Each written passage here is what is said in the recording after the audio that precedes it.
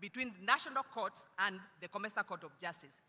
There's nothing, as I mentioned earlier, that prevents national courts from handling matters that involve the interpretation or the application of the Comesa Treaty. There's nothing wrong with that. Now, but should they reach a point where they feel, I think on this issue, we are not sure.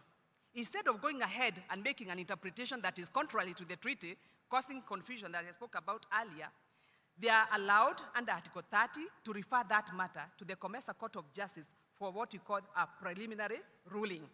And that ruling by the Comesa Court of Justice, let's assume that matter came from, let's say, Eswatini, for example, and the Comesa Court of Justice issues a preliminary ruling. That ruling will be binding, not just on that court in Eswatini, but on all the courts in the 21 member states. That means the treaty does not have to be interpreted 1,001 times. If the Comesa Court has interpreted, unless there's an appeal on that interpretation, then that is the final word as far as the interpretation. And sometimes it makes me very sad when I read in national papers that a court has attempted to interpret the treaty and made some very astounding statements where they are now like saying our laws, our national laws are supreme. I mean, you can't come into a marriage called Comesa and come waiving your laws, national laws, you know? You must be ready to be bound by the Comesa Treaty. And that's what regional integration, in fact, not just regional integration, even under the WTO, you don't come in there waiving your rights. You come there ready to be bound, you know, by the treaty that you have signed into.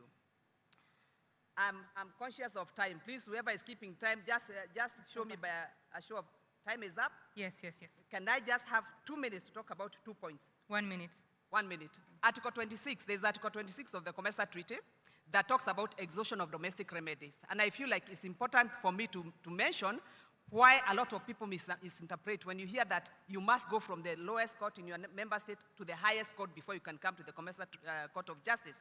That has been clarified by our court in the case of Intesomak versus the Republic of Rwanda, in the case of Polito versus the Republic of Mauritius, and in the case of Agilis versus the Republic of Mauritius, where the court has said, if the remedy available in your member state is not readily available, actually, is not available in terms of the treaty, is not efficient, is not effective, you can approach the court directly, but you must be ready to show why am I going to the court directly.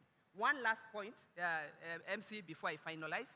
Article 28, I was just discussing it right now with the Honorable ASG Programs, Mr. Mohammed, is on arbitration, arbitral jurisdiction of the Comesa Court of Justice. Article 28 was amended to include Article 28C in 2018. Please, investors, if you're in this room, listen carefully. We now have jurisdiction to entertain investor-state dispute settlement under an arbitration clause. So you can come to the Comesa Court of Justice. Finally, as I end, we are talking about digitalization, and the theme of this forum is digitalization, leveraging digitalization for better service delivery, for better regional integration. The Comesa Court of Justice has not been left behind. And so if you're worried that you might have to come all the way to Lusaka, where the court is currently based, to file your case, we are way ahead in terms of technology. You can file your matter off-site from the comfort of your office or your house, and we shall be able even to hear you virtually. So that is the much I can say in 7 minutes or thereabouts. I wish I could say more, but that's all I was given. So thank you for your attention. If you have questions, please reach out. In the presentation that will be shared, our email address is there. You can reach out. Our website is there. You can get some information. Please reach out. And thank you very much for your attention. Thank you. Thank you. Let's give her a hand as she takes her seat. Thank you very much, Honorable Nyambura Mbatia, the Registrar at the Comesa Court of Justice, for giving us an overview of how disputes are resolved under Comesa. And of course, if you have more information that you'd like to know, reach out to her and her office. I would now like to invite Mr. John Mwendwa, who is the Chief Executive Officer for the Kenya Investment Authority, that is KenInvest. A hand for him, please.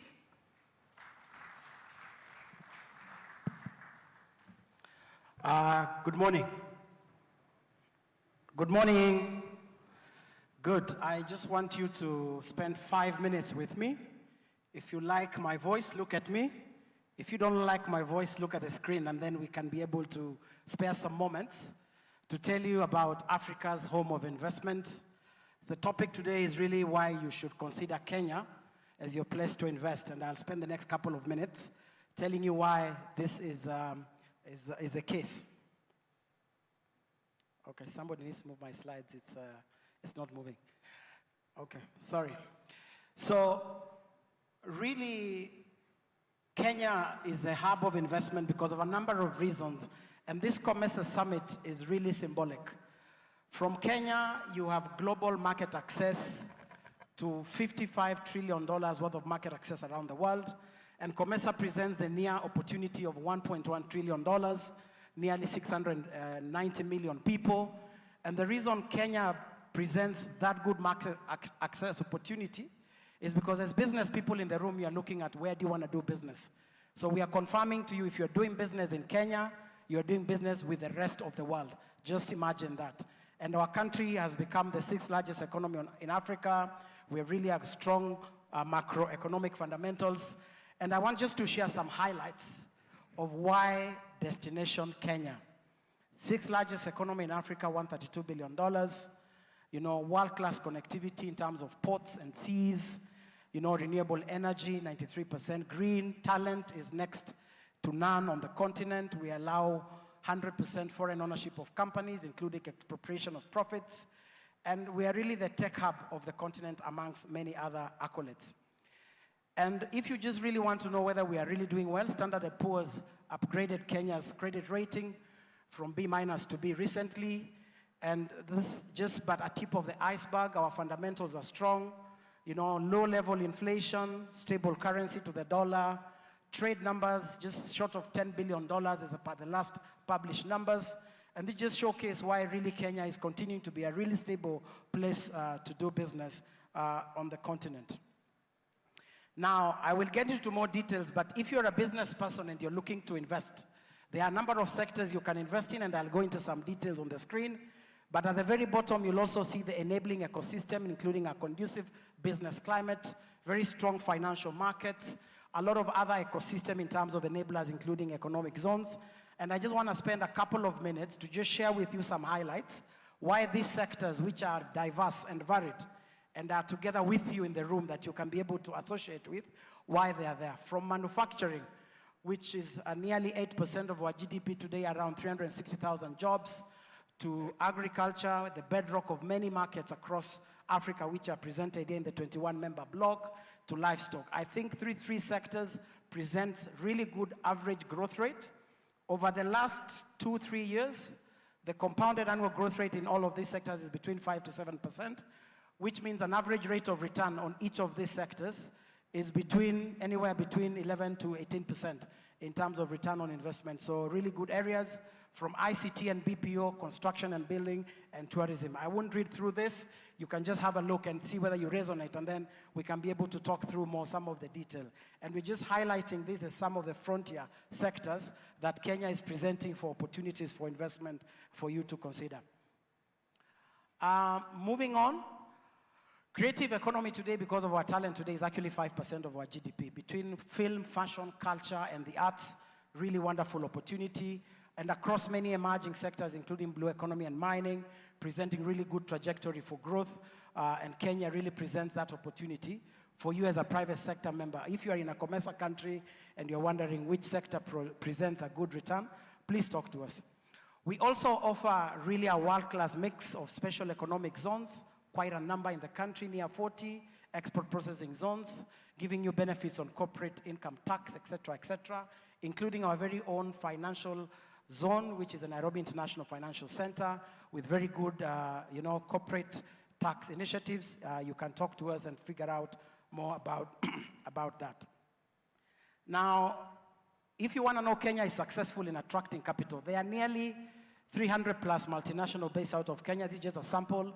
If you can identify a logo here, all of those in different sectors are doing business in Kenya, from business community to multilateral organizations. They are all based in Nairobi.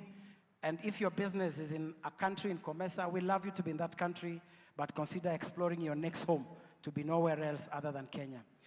We were asked to talk about digitizing the investor experience, and we are really trying to ensure we are investor first in terms of our focus. We really want to be seamless, and we have a journey to ensure we make ourselves really investor-centric by digitizing how we serve you. And this is just an ecosystem that we are rolling out for you as an investor who's in the room, thinking about how to make doing business much easier. So the reason we want to let you know that Kenya is open for business is that we are really home of all sectors. If you are looking for a home of capital resilience, a mix of good return, political maturity, a strong financial markets, growth, economic fundamentals which are there, invest no other than in Kenya. And if you want to know where the information is, all the information, if you are looking at your phone, please take a screenshot and scan the QR code. All I have said, you can be able to look at it. All the information is available for you there. We could never say enough in 6 minutes. I have 55 seconds to spare. We'll of course be able to talk to you more as we really wait to hear from you in terms of why you should invest in Kenya, and Kenya is really the home of Africa's investments. I thank you.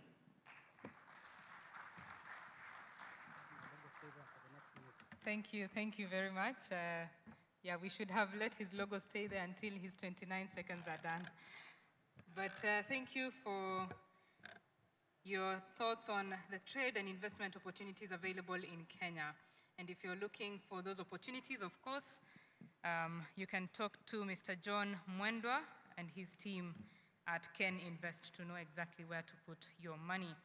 We now move on to the next presentation, and it's with Benjamin Mugisha, who is the Chief Underwriting Officer, Africa Trade and Development Insurance. He's talking about de-risking trade and investment. A round of applause for him as he comes on stage. Thank you. Conscious of time, I will observe all protocols. I'm here to talk about TD. I'll just, use the acronym, but as has been mentioned, it stands for the Africa Trade and Investment Development Insurance. I don't know if it's projecting. Yes. So, thank you very much for the honor to speak at this event. TD is a 25-year-old institution that was operationalized in 2001, but conceptualized in 2000.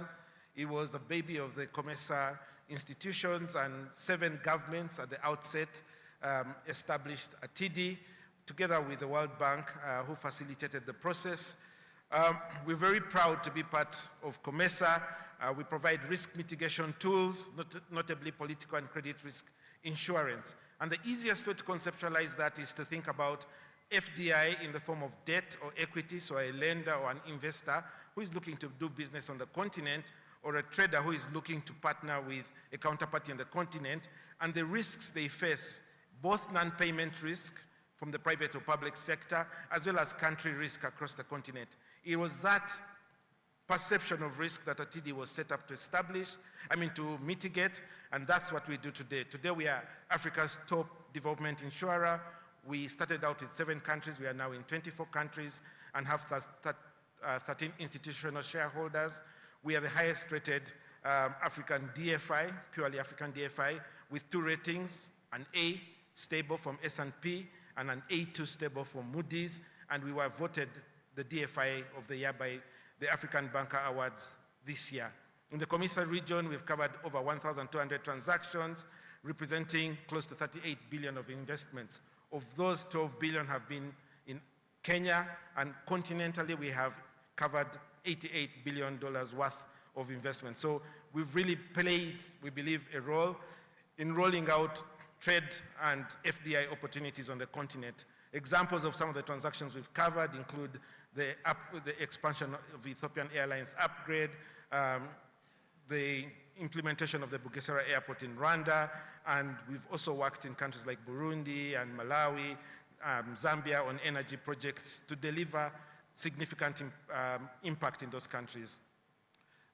Broadly speaking, that was in the past, but we're looking to grow, we're looking to do more, and for all the Comesa countries in the room that are not members, we would be very happy to have a discussion around how you can join TD. We're also looking to support the entire continent. We do some work in non-member countries, but we would do more if there were member countries. We are looking to all our shareholders, and I think the president of TDB mentioned that, buttressing this growth is the support of our shareholders. So it's very important that African countries continue to honor the obligations. In fact, there was a discussion just now around treaties. It's very important that those treaties that make us viable African institutions continue to be honored. We're happy to continue to collaborate with all other COMESA institutions and other institutions outside the COMESA space. So we do work with ZEPRI, with AFRICARI, with TDB, who are in the room as well, the AU, the COMESA Secretariat. And we are rolling out other products. We do participate on the Regional Custom Transport Guarantee Scheme, together with some of the partners I've mentioned. We have a portfolio risk sharing arrangement that we are rolling out for commercial banks to support SMEs. And we do have a regional liquidity support facility that helps renewable developers in Africa to generate on-grid, and now we are looking to expand that into the off-grid space. So in summary, we know that the future for Africa is very bright and that COMESA is a key driver of that. ATIDI will continue to be part of the solutions, turning risk into opportunity and providing transformational change for projects for the benefit of Africa. With the work that we do, the intention is that we will achieve at least one of the following parameters: lower the cost of doing business on the continent, whether it's the cost of loans, the cost of expectations from equity in terms of return on capital, or just the asymmetry between information and the lack of transparency when it comes to the perception of risk on the continent and the reality of risk. So by participating in the development of Africa through insurance and risk mitigation, we hope to increase foreign direct investment on the continent and to also provide opportunities for traders, including in the Continental Free Trade Area and, of course, in the COMESA region. So we do have offices across the continent, and feel free to take a photo of these if you're looking to go back home and have a meeting with our offices in those countries.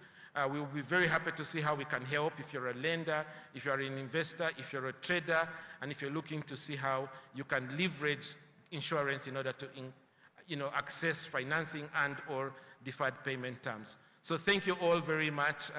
I was very well aware that I had a record to beat in timekeeping, so I hope I've done well in that space, and thank you for your attention.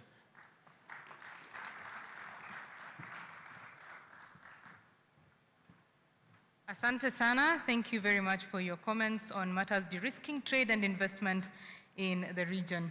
Now we'd like to have the three of you take a group photo just in front here, if you don't mind. Let us have a group photo. The photographers on the ground kindly help us with that before we move on to the next panel.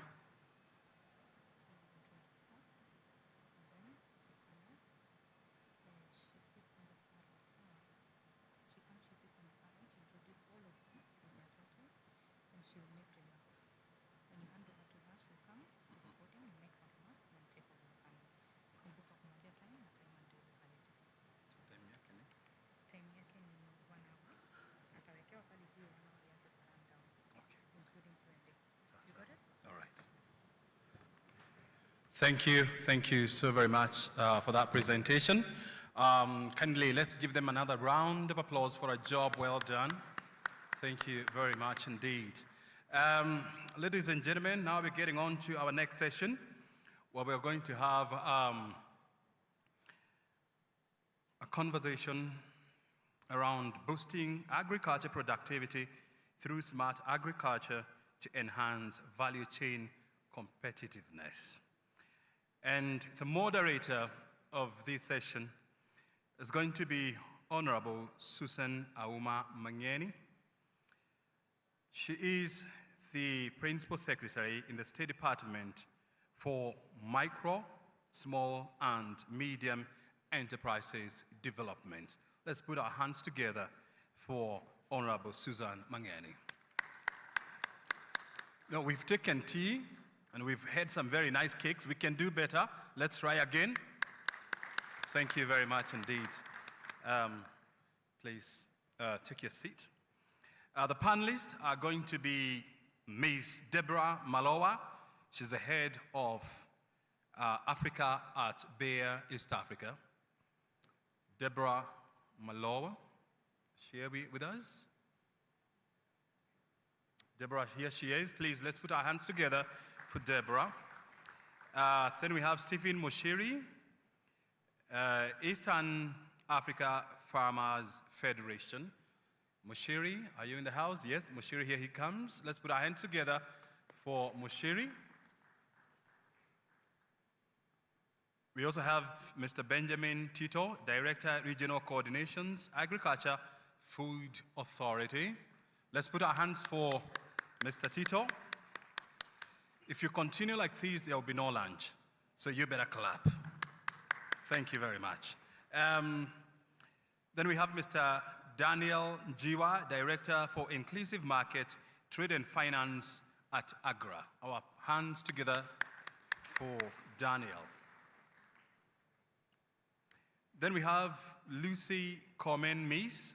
She's the Chief Executive Officer, Warehouse Receipt System Council, WRSC. Let's put our hands together for Lucy Komen. And finally, we have Dr. John Mukuka, Chief Executive Officer at Actesa. Our hands together